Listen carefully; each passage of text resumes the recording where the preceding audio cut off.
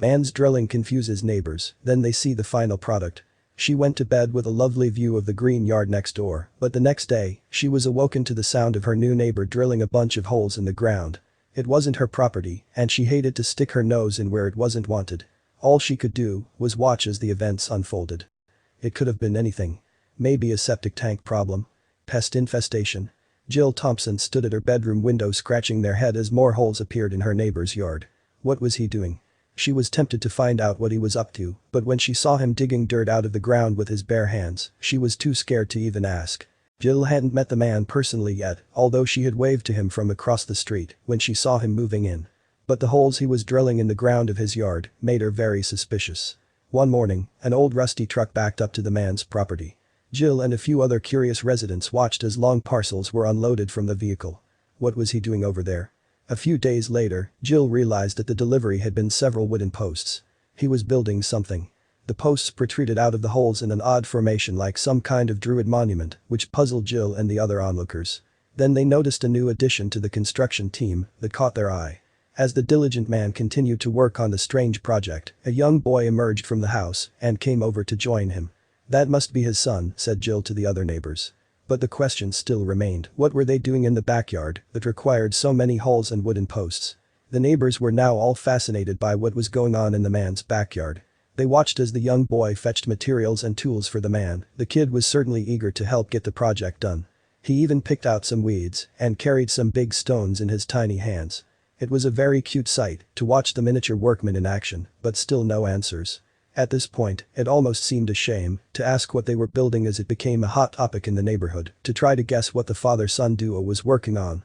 With the wooden posts now all upright, like ridged soldiers made of wood, a huge pile of gravel that appeared in the man's yard further confused the curious residents. But they started to get a clearer idea of what was going on. It appeared that the man and his son had been working on the foundations for some kind of structure. But for what? Not a lot happened in their sleepy suburban street, so Jill enjoyed concocting theories as to what was being built. With foundations this strong, how tall was this thing going to be exactly? Was it going to ruin the aesthetics of the well-kept neighborhood? Before long, more lumber and construction materials arrived at the house, and it became clear that the man was building something ambitious. But it wasn't just nails, screws, hooks, and mounting brackets that were arriving at the property, there were some new faces turning up too. But who were they, and why did he need so much help? Jill and her neighbors heard a lot of commotion coming from the yard as more laborers piled in. Before long, the structure seemed at least halfway completed. They couldn't wait to find out what it was. Now the project was really taking shape and Jill could see some very specific features that gave clues as to what the final result was going to be. More recognizable elements of the structure started to emerge, a floor and a set of stairs. Now it was beginning to take shape. More hints fell into place and the puzzle became more complete. Was it a small storage hut? It became apparent that the man and his team knew what they were doing, but what was the end goal? Autumn had arrived. Kids were getting ready to go back to school, and the leaves were changing from green to beautiful shades of brown and red. The project still wasn't finished. However, enough of it had been completed that Jill finally knew what was going on, and they were all very excited. Perhaps this was something they could all share. Then came the bad news. Just when Jill and her neighbors thought the project was finally about to be revealed, the man had put away his tools and materials and covered it all up. Since the weather was getting colder and construction was getting harder, it looked like he would have to wait until next spring to complete his many months of work. Fast forward to next spring and the man had finally started things up again. He peeled back the weathered tarps, got out his tools, and pulled out the rest of the wood that had been in storage. Neighbors soon started peering over the fence again. The area took on the familiar sounds of banging, drilling, and sawing. By summer, they would finally get to see what it was. Since moving in, the man and his family had enjoyed an above-ground pool for a while, but getting in and out with a flimsy ladder wasn't just awkward, it was dangerous for their son. The father had decided enough was enough, and they needed a new deck for easier access. So, how did his skills work out?